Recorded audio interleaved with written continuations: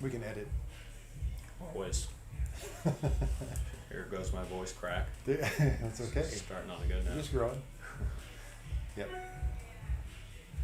So we're here with our head strength and conditioning coordinator, Tyler Bisson, or Yes. Bisson. Bisson. Yeah, French. because there's French in it. Never Right? pronounced Bisson. Bisson, yep.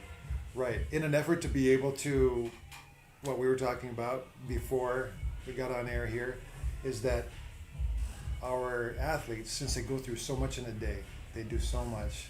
They're doing the speed and agility, strength and conditioning, their school work, their mental training, their mobility, stability, flex, all the stuff that you guys do.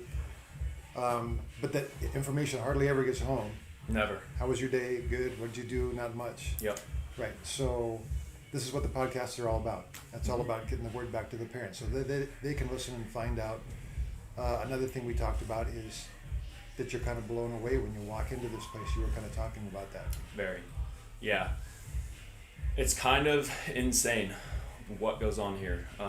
Standing outside the building, you're looking at like an industrial building with some nice aesthetic to it, a couple cars in the parking lot, and then you walk through the front doors and you're immediately feeling the vibration of music.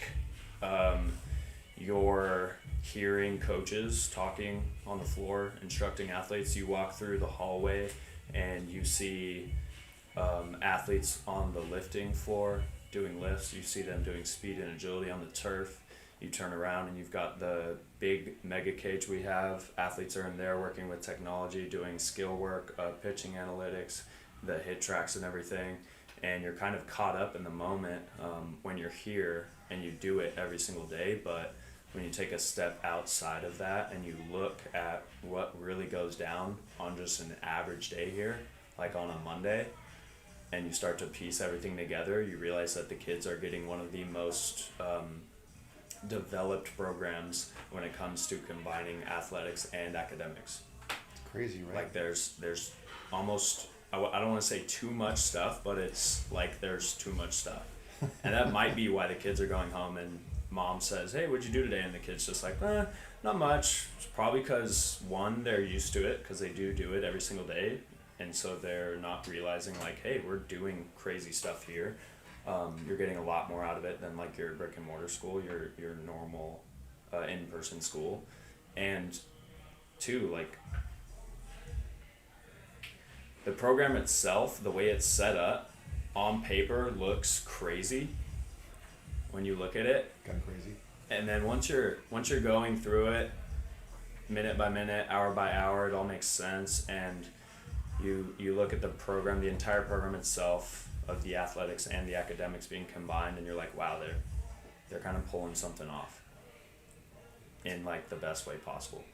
Yeah, and to walk in the front door when all of it's going on, I know this seems like this managed chaos going on because there's kids sprinting, and then there's kids lifting, and like you said, you hear the sound of chains, and weights slamming, and kids yelling, competitively. Clapping hands, the PR bell being rung. PR bell, right? Yep. And then one thing we talked about too is then walking down the hall into the classroom. Yeah, and then it's all quiet. It's all quiet. And then kids are sitting there working on their academics, on their computers with teachers and stuff. Yeah.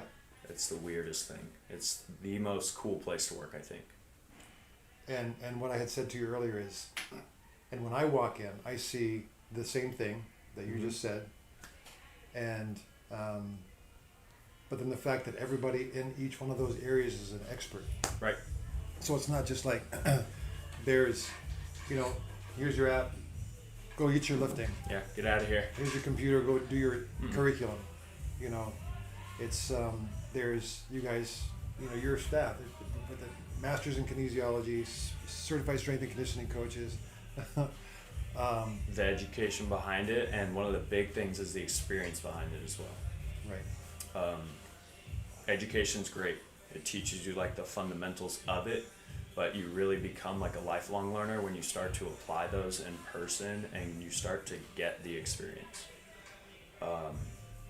That's what really speaks volumes when it comes to is my athlete working with qualified individuals. So good. A question that I always get from a parent is, so, what's the difference? I can go to 24-hour fitness, get a personal trainer, tell him he's a basketball player, or what's the difference between what we do, right, and what I do at 24-hour fitness? First of all, pay a lot more money, 24-hour fitness. But secondly, Yeah, you're working with now no shame on like those commercial gyms, but the key word is that it's a commercial gym. It's a business that's designed around sales. One of my professors told me when I was first getting involved in kinesiology, I wanted to be a personal trainer because I thought that'd be cool.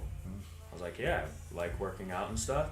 And he asked me, do you like sales? And I said, God, no. I don't want to work in sales. That's why I want to be a personal trainer. And I didn't know any personal trainers, nor had I interned at all with any personal trainers. But then I started to think about it, and I was like, well, as a personal trainer, you kind of are in the business of sales. Like, you have to make that sale of that package.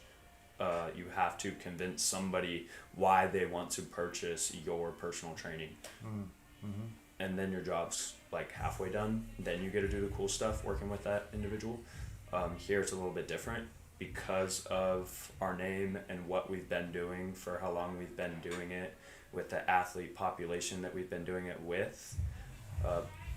People more often come to us looking for the training and whatnot, and we're able to have that backed by the experience that we have. Being in the speed and agility game for the time we've been in it, 15 years? Over 15 years? Going on 2006? Yeah, mm-hmm. So we've been doing it for a while, and the experience is what really makes or breaks the coach's ability to adapt to different athletes. Athletes are puzzle pieces. Athletes are puzzles themselves. How do you put the puzzle together? And every athlete's a different puzzle. And I think from my personal experience at least, hands-on working with all of those puzzles is what sort of perpetuates your learning as a coach and qualifies you to be a coach, a good coach. Absolutely. So big difference between I want to lose some weight, or I want to look jacked at the beach, or Yeah. I want to be a better athlete. 100%. I think the individual, whether you're an athlete or not, should fundamentally be able to move well through a full range of motion. So whether or not you're at a commercial gym or you're here at EM Speed and Power, your coach, your trainer should first of all make sure he or she knows your goals. Like, why are you training in the first place? Figure that one out. 2, address how you're going to get there. 3, take a step back and see what you're working with exactly, and really make sure that individual knows how to, 1, move properly, move their body in space the way they should be able to. You build that really strong foundation with that individual, and then where the split happens between like a 24-hour fitness or any commercial gym and EM is how you go about getting that person to their own personal goals.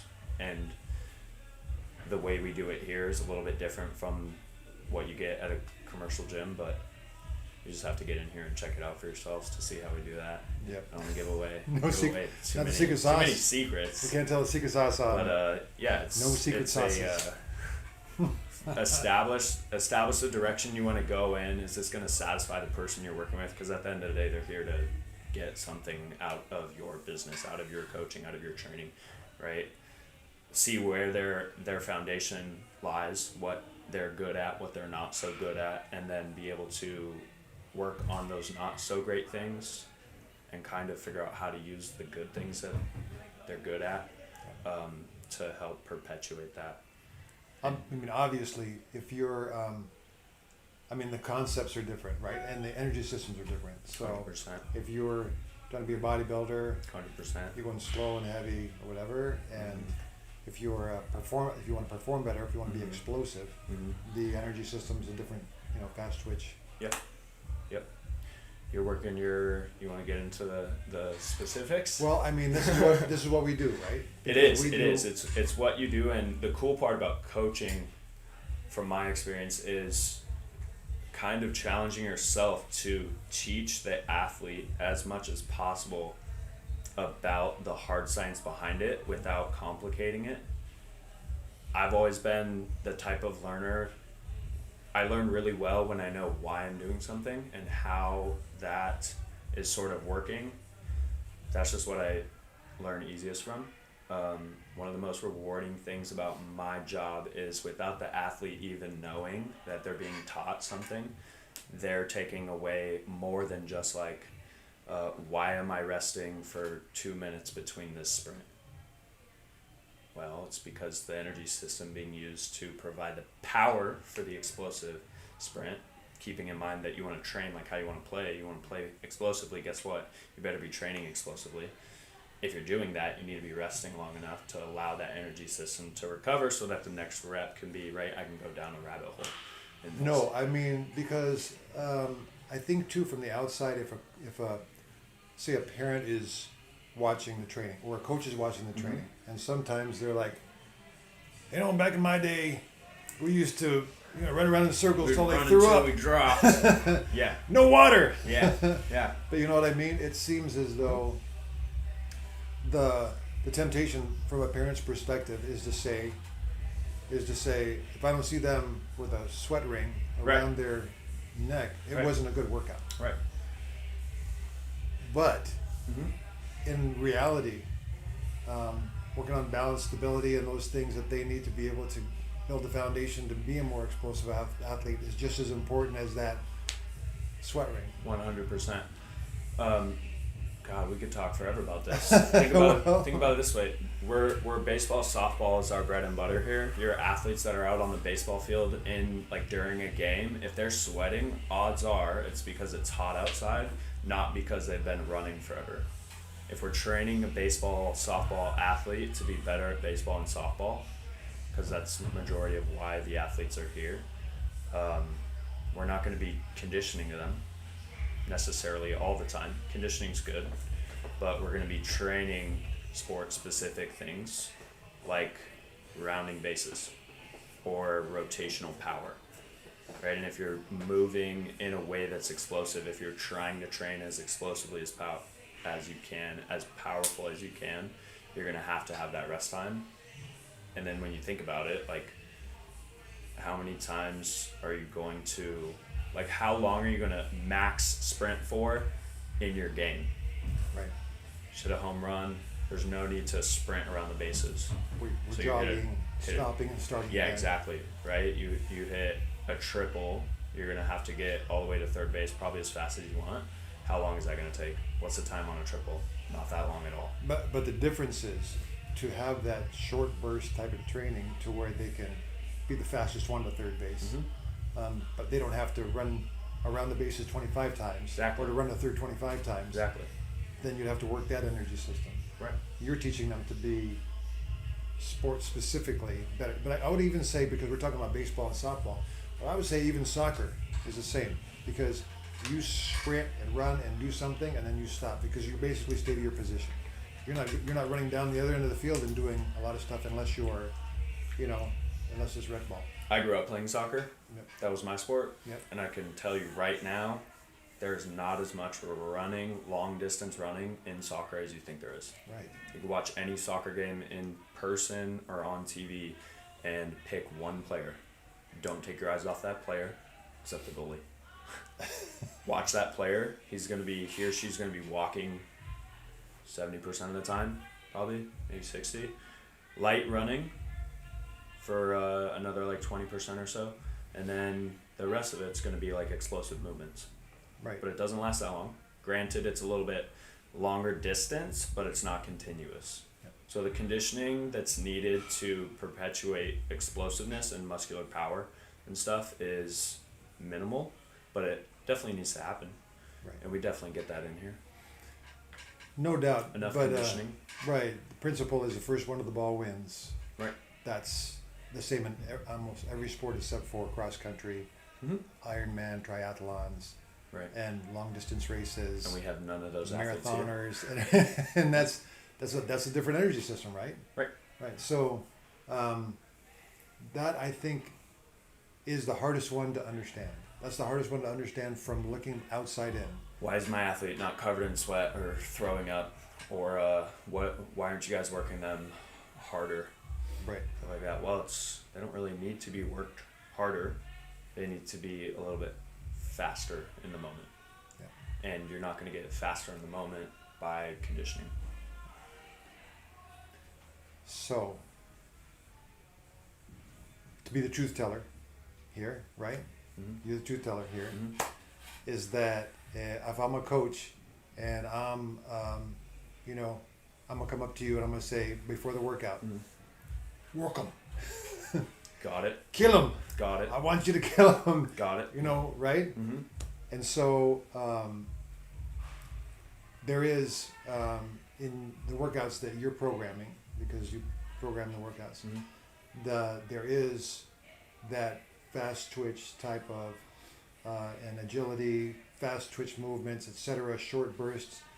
But then, I mean, towards the end, you kind of like have you make sure that they know that they worked out. So there is an element of conditioning in there. Definitely. Element of kill them. Definitely. So they are walking out with a sweat ring, regardless. So Yep. if they're working out here, they're I'm pointing out there because the camera can't see that, but that's where they're working out right now, doing their speed and agility and their strength and conditioning. Yep. That they are getting that regardless. And I think that you get that even when you're working short distance, as long as the effort level is at 100%. So you're asking them to tax their energy system based on the amount of effort that they're putting into every rep. Yep. Which can be a 75% rep. Wasting your time. Yeah. Unless you're trying to establish the fundamental movement and this is your first time through the drill, you should be training. This is what I ask them, or this is what I tell them in question form. Are you training like the athlete you want to be? Because I can guarantee you that athlete that you're watching on TV is not putting in half reps, 50% reps, 80% reps. They're trying to go 101%. They're trying to leave it all out on the floor, every single rep for their entirety of their training session. And then they walk away knowing that they gave everything they could, right? And if they win, they won. If they lost, they lost. They're responsible for both outcomes because they put in the effort that they did in training. So if you're putting in half reps out here, you're putting in like 95% effort, that's cool. Somebody else is putting in 100. So don't complain to me when they get the D1 offer, or when they're walking out of here with something a little bit more than what you're walking out with. Or maximizing their own personal potential. We talk about that, 100%. but we used to call that D2 effort. Not that there's anything wrong with the going D2 to a D2 school. Scholarship's a scholarship. Yeah, and everybody gets. Yeah, it's gets the their difference place. between D2 and D1. Right. It's a valid To argument. your point, Right. it is at 95, 85, 75. Not going to do it here. Right. When I see a kid slacking, I'll just yell out, "Come on, D1, let's go!" Little reminder, hey, why are you here? That's What's at least the end where the goal? goal is. You want to get to school. Yeah. So, typical day, typical training session. So, I'm not asking you to say about the exercises, but again, the information doesn't get back to the parents, and so it's great if we could just have the drone, we could have Paul with the drone going over there and just feeding us back, streaming. A live stream of our training. Because I think Kinda that an also idea. the temptation, I think, as a parent is to be able to, I want to be there, and I want to be able to, if my kid is not giving the effort, I want to be able to, say, Yeah. what he's telling you is blah, blah, blah, but you're teaching them how to be more autonomous and more of a college level type of program, that type of setting. Yeah? I want my athlete to train like the athlete they want to be.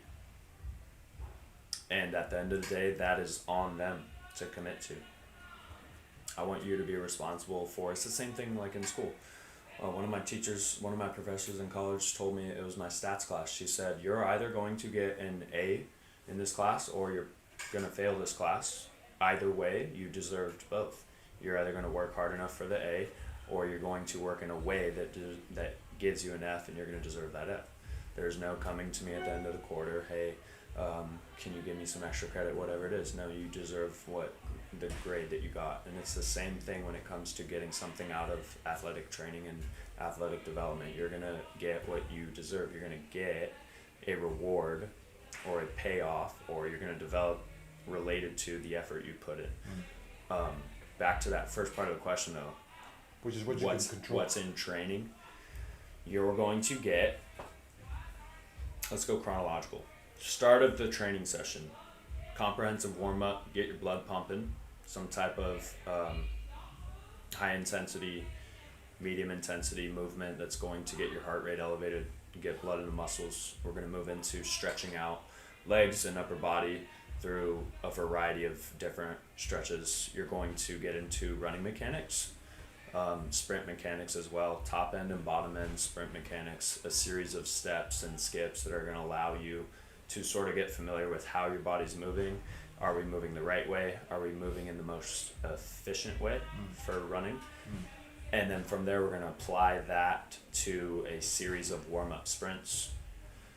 Sounds like a full workout in and of itself. That's about 12 minutes to 15 minutes, and that's our warm-up. So now we're ready to go.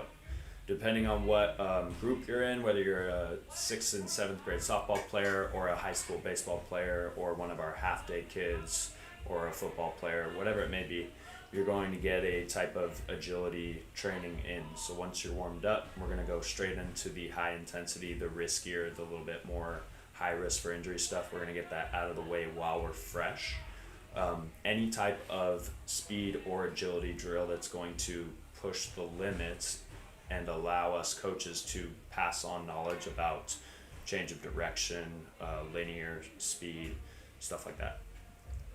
For example, today we're doing a W drill. So cones set up in a W pattern, about 7 yards to 10 yards of distance in between each and every cone. We're moving through that W pattern in a variety of different ways, working on change of direction at each and every cone. A lot of deceleration work, a lot of acceleration work, slowing down the body, speeding up, moving backwards, moving forward, moving left, moving right, mixing those together and matching them up in different patterns. Because there's an efficient way to be able to change directions. 100%. And look, you're playing baseball. You're not necessarily going to need to be cutting really hard on the field. However, when you train the body a certain way in agility drills, it's going to transfer over to how explosive that first step is to field that ball that's 5 yards off to your left. You may not be in front of it, but you want to get in front of that ball. You're going to need an explosive first step.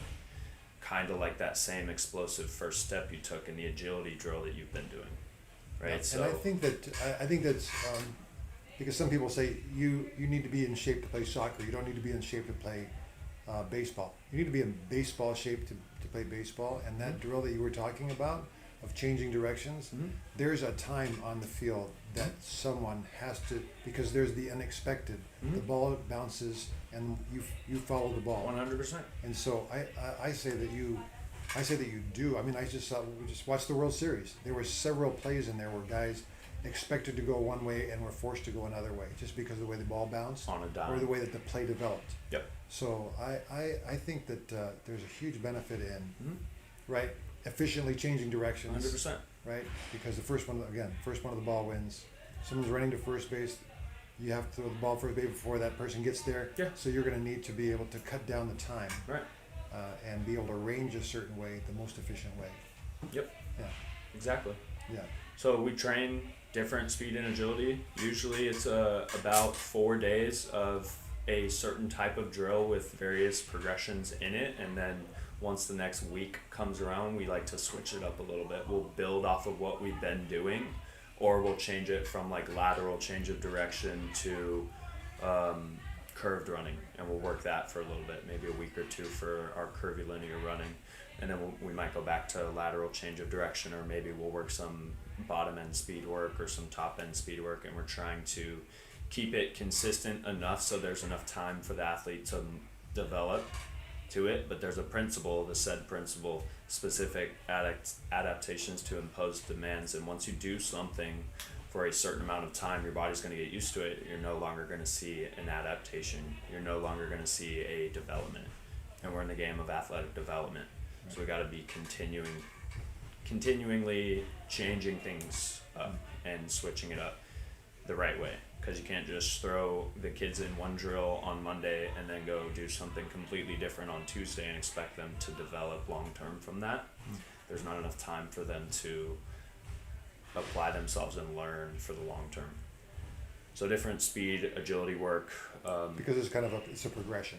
100%. You need to have some type of time period, usually a week to 2 or 3 weeks, where they're doing similar things, even though it might be a slightly different drill, but the goal is the same. Work on a lateral change of direction, right? We might do a 5-yard drill week 1. We might do a 2 up, 1 back on week 2. We're going to do some type of lateral change of direction drill, focusing on the core things, the fundamentals of your lateral change of direction the entire time. Making sure they're developing, they're adapting to it, and once we start to see them kind of topped out on that for that time being, then it's time to switch it up a little bit. Yeah, because I think that there's a school of thought, not a school of thought, an impression that maybe even athletes have that, I want to change that exercise every single day because I don't want to get bored. But in order to be able to make progression on anything, you have to be able to. You gotta do it more than once. Yeah. You gotta do it more than once. Yeah. Yeah. You have to, and in this case, the way you're programming, of course, you have the whole school year kind of taking that into consideration, and kind of how where you want them at the end, and then just splitting that up, making sure that their progressions are all good. Yep. From speed and agility, so we're not even done yet with training. Right. We got the warm up. We got our speed / agility. Yes. We'll jump into some type of plyometric, some type of explosive movement, a lot of box jumps, variations of that, some type of pogo, something where we're getting the muscles to fire as quickly as possible. That's my secret sauce right there, so I'm going to leave that one. Okay. I'm going to leave that one under the table. From the plyometric into a type of throw where we really focus on rotational power. We do a lot of rotational power because baseball, softball is a rotational sport. You're going to need to, not only when you're swinging a bat, right, but throwing a ball properly with the right mechanics requires rotational power coming from the hips and the core and the upper body. Everything's all working as one. So we do certain types of throwing drills. Ground up, right? Ground up, a lot of medicine ball stuff. We have our big concrete wall on the backside here where we do a lot of slam related things, a lot of medicine ball throw related things. The kids are going absolutely ham because, well, I'm out there seeing it, but we need new medicine balls. So they've kind of destroyed them. We got to re-up on our medicine balls. That's a good thing. The form is there, the movement's there.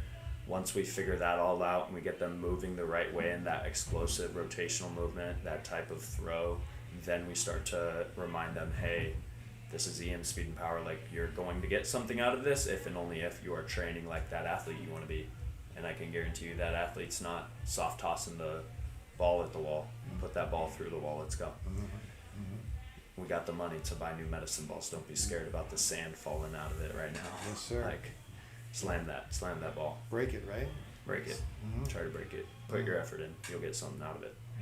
From the plyometric to the medicine ball throw or something rotational power based, we're gonna move into weightlifting. And that is my pride and joy right now because we've been a little bit, not in a rut, but we've lost kids on the weightlifting end of things. The engagement hasn't been there. So I made just enough tweaks to it to where the kids are now more excited about the weightlifting than they are the speed and agility. And the weightlifting is very complex. To break it down in the simplest way, 4 days a week, your kid is lifting weights. 4 days a week, 4 different compound fundamental movements, so 1 per day, surrounded with accessory related lifts that apply towards creating a healthy safe from injury athlete and creating a stronger, safer compound lift. So you have your big lift that is the focus of that day, for example, like a barbell back squat, and then we have accessory things to back that up.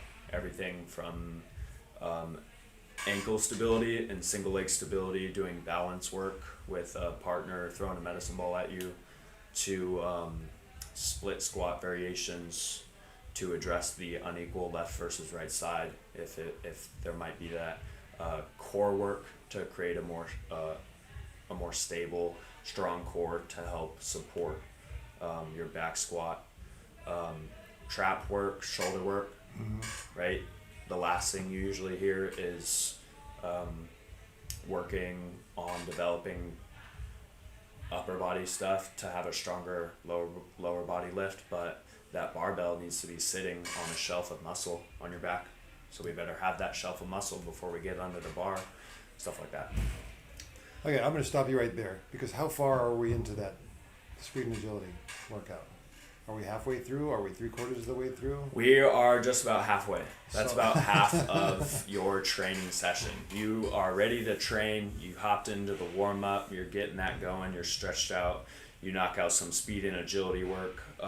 We talked about that. Some plyometric stuff, some explosive movements, some throwing. It's switched up on the pattern that we follow, whether or not we do speed and agility first or the plyometric exercise first, just based off the risk for injury. We want to get the most explosive thing out of the way first while we're fresh. That's about half right there. And Half. Although you're going into the lifting, Yep. they also have a lifting session. Yep. Yeah. Yeah. And so the lifting that you're doing is pretty specific to speed and agility. Yes. Okay. So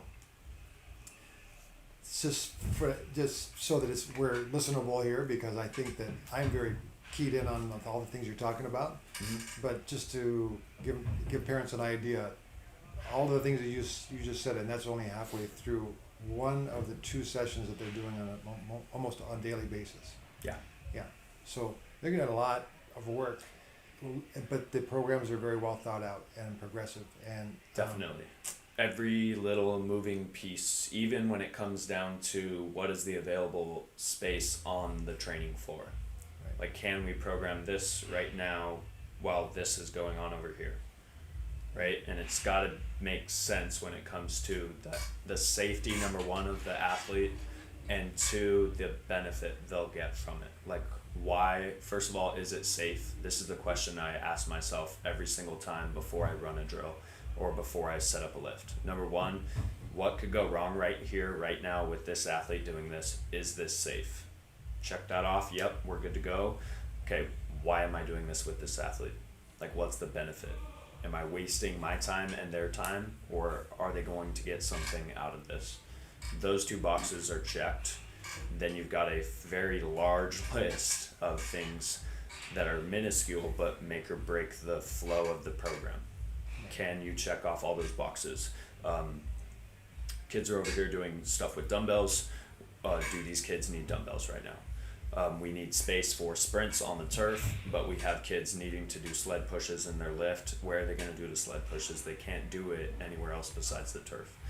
So you got to hit that choreography. It's like a little kind of an art. It's like a little art, right? I'd hate sounding conceited like that. It's Well, so I want you to bust a couple myths for me, right? Will lifting weights stunt your growth? There's no scientific evidence that shows lifting weights stunts your growth. In fact, lifting weights the right way increases your growth. Not only does loading the bones stimulate, don't quote me, it's been a second since I've been in school. Bone loading stimulates osteoblasts, which basically rebuild bone and increase your bone mineral density. So it's actually doing the opposite of stunting growth. Lifting weights the right way with the right type of prescription increases muscular hypertrophy, which is the largening of the muscle fibers. So Right. increasing growth. So no. Yeah. I've also, in my years of lifting weight, never stunted my growth. I don't think. I guess there's no way to know, but with all the athletes that I've worked with, I have yet to see a stunt in growth from lifting weight. Yeah. All right. Number 2. I'm a girl and I'm lifting weights. I don't want to lift weights because I don't want to get big. That's wrong. Females But don't. in this world of social media, right? They still want to look good in bikini, right? Completely valid question. Yeah. But they think that they're going to get like Arnold Schwarzenegger, Right. if they're lifting weights. That's probably not going to happen. One, they're probably not eating nearly enough food for that to happen. Two, the level of testosterone versus estrogen in their body is not the right level for massive muscle growth. That's. And this is literally a different type of training. We're not bodybuilding. Yeah, you could also come in and look at every single female athlete we have in here since we've opened our doors in 2006 and try to find one that looks like Arnold Schwarzenegger. Well, but a lot of good athletes. Yeah, I think tons that, of great athletes and really strong athletes too, but they're not getting bulky. Right, and I think as a girl, since I'm a dad of a girl athlete, they get very symmetrical. Mm-hmm. So now it becomes a thing where they're not, you've seen that bodybuilder with a big chest and the little legs, or vice versa. It's a well-rounded, whole body, Athletic. comprehensive athletic development. Keyword athletic development.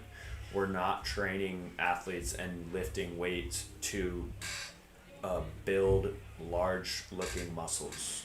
Because majority of large-looking muscles on like bodybuilders and stuff take away from range of motion, and that's very dangerous to be an athlete with huge bulky muscles and limited range of motion. Odds are you've been hurt already. If not, your risk for injury is very high. So athletic development being the key words. We're training to, one, move through a full range of motion through mobility and flexibility training that we do every single day, and two, develop athletically. You should be able to move better in your sport. Building muscle is going to help. As opposed to Arnold Schwarzenegger, who can probably throw a ball 30 miles an hour. and then throw his arm out, even though there's all that muscle surrounding it. Yeah. Okay, so I think we should probably wrap because there's going to be several of these, and I really want to cover strength and conditioning. I really want to cover nutrition, and the things that arm care and some of the other things that we do, so that we can get that information back to the parents. But perfect. Thanks for the time. Of course. Appreciate it. I know you're busy, just like we're always doing something. Yeah. Yeah, but this is the way that we can get some information. It's going down in here every day. Yeah, it's busy. There's a lot going on, and your athletes getting the work in, definitely. Yeah. Appreciate what you do. Alrighty. Sounds good.